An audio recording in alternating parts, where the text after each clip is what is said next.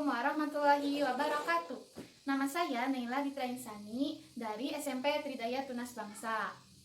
Dewasa ini, umur bumi kita semakin tua. Salah satu penyebabnya adalah dari pemanasan global. Pemanasan global adalah naiknya suhu bumi secara global yang diakibatkan oleh gas yang dihasilkan dari efek rumah kaca. Salah satu penyumbang gas rumah kaca ini adalah pupuk kimia.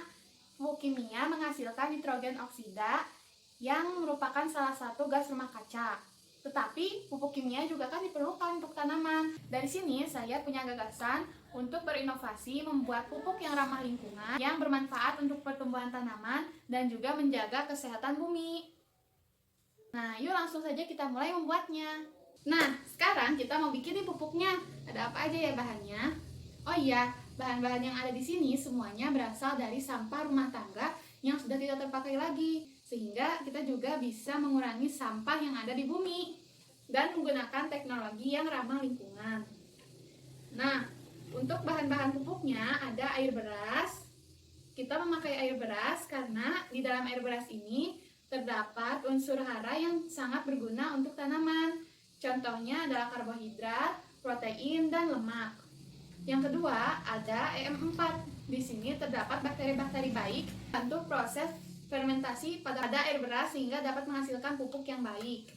Dan yang terakhir, ada gula merah. Gula merah ini fungsinya sebagai makanan untuk bakteri supaya dapat berkembang biak dan bertahan hidup. Nah, untuk alat-alatnya, di sini ada botol bekas minuman yang sudah tidak terpakai, toples bekas, selang waterpass, plastisin, dan juga ada gunting dan alat pengaduk.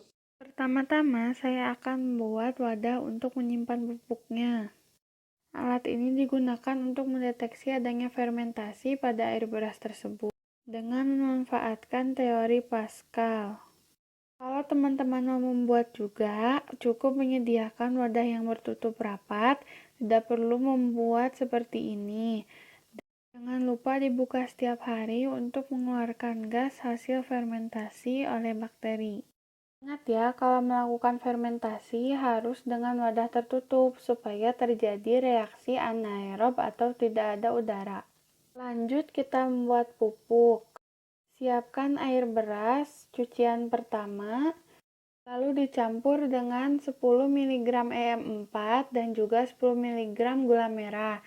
Skala perbandingannya adalah 10:1:1. Aduk hingga merata. Lalu masukkan ke dalam botol, jangan sampai penuh dan sisakan sedikit ruang. Tutup rapat dengan tutupnya yang sudah diberi selang waterpass. Jadinya akan seperti ini.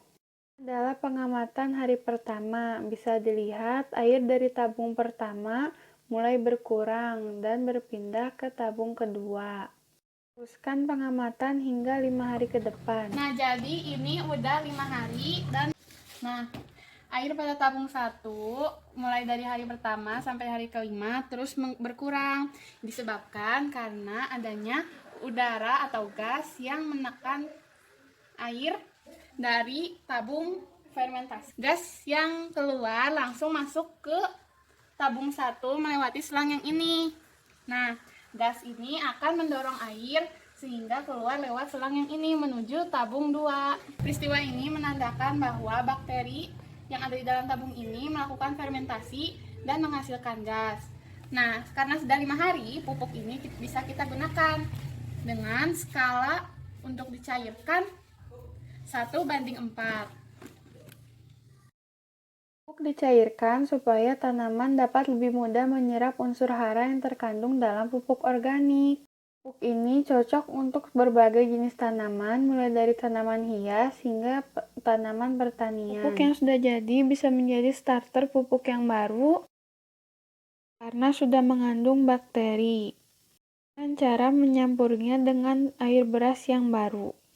Itu tadi pembuatan inovasi, pencegahan pencemaran lingkungan, dan pemanasan global. Maaf apabila ada salah-salah kata. Sekian dan terima kasih. Semoga bermanfaat. Wassalamualaikum warahmatullahi wabarakatuh. Jangan lupa dicoba ya teman-teman.